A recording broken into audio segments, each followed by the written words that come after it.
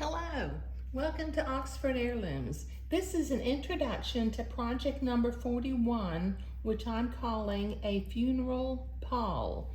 This is going to be a much different project than what I have made in the past, so it's really very special.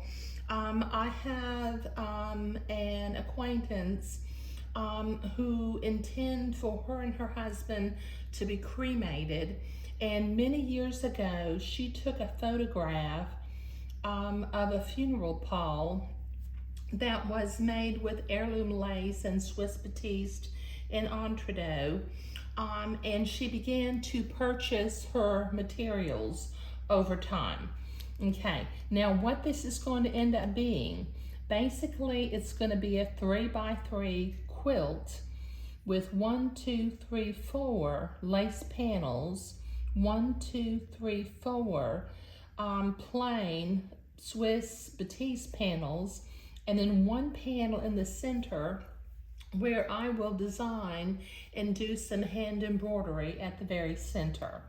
Okay, so I did not draw an illustration on this project header page like I normally do because I really couldn't do justice to the 5x7 photo that she sent me. Okay, now let me put that photo off to the side for just a minute. Now what she sent me a box of materials. I got a little priority mailbox in the mail, and it had all of this lace and entredeaux and ribbon and batiste. And so I had to get to work measuring each piece of lace so that I could determine what I had in the box so that, I could figure out how to put particularly the lace panels together so that I could maximize using the lace that she provided to me and at the same time making sure that I had enough lace for the various elements of the project. So, I just took one lace out of the box at a time and I measured it. Like this is lace number 1. There turned out to be 8 yards. And I put all of the various laces in individual Ziploc bags and I labeled them lace 1, 2, 3, 4, 5, and so on and so forth. Okay, now, in order to figure out how to put the laces together, not only did I measure the length of the laces, I measured the widths of the laces too. Like, for instance, this is a 3/4 inch lace. This is a 1/2 inch lace, and I've got some 3/8 inch laces. So here's where it gets fun. I'm a bit of a spreadsheet queen. So I, knowing how much lace I had, how much length I had of each of the different sizes of lace, I set my spreadsheet to various widths. The columns are various widths, and I use different patterns to notate the different laces that I'm using.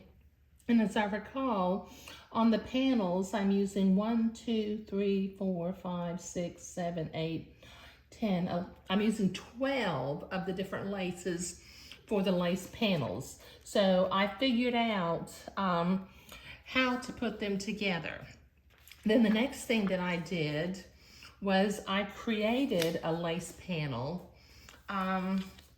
using just some small pieces of each of the pieces of, let me see if I can move this out of the way so that you can see the lace panel. I designed it so that the one that I had the least of would be my center lace, where I only use one piece of it. And then working out from the centers so that they would be symmetrical, opening up like a butterfly on either side, that the laces would kind of alternate between being a floral lace and a little simple geometric.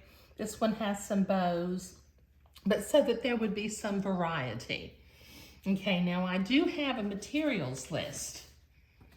Okay, I'll put this up at the end. This is a tremendous amount of lace and, well, not so much entree and ribbon, but as you can see, I ended up with 15 different laces that she had collected over the years.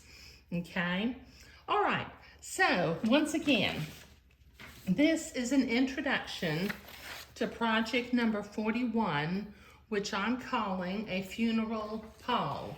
Now I have to begin, as you can see, we've got 1, 2, 3, 4 lace panels, and each lace panel, if I put it on this piece of paper, it's about 11 inches wide. So the lace squares will end up being 11 inches by 11 inches. So I need to create a length of lace that's about 4 feet long. And you can tell by the amount of joining and making sure that, for instance, the patterns are directionally running in the same directions from side to side so that it will truly be symmetrical. It's going to take me a long time to do the prep work on this lace panel so that I can begin to cut it apart in order to create my lace squares. So that's that. Okay, all right, so project number 41. Okay, I will begin to create my lace panel next. I'm not going to do that on video because this is simply going to be yards and yards and yards of attaching lace together.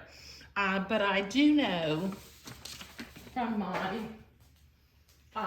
my spreadsheet, you know, I know to start with lace number 4 and then attach lace number 5 to either side. Then I'll move on to lace 12, 9, 11, 7. They're kind of a little bit random because the order in which I measured them did not end up being the order that I'm actually using them. So I will tape this spreadsheet to the wall in front of my sewing machine so that I can refer to it as I create the 4 foot long lace panel, which should be enough for the 4 lace squares. But thank you.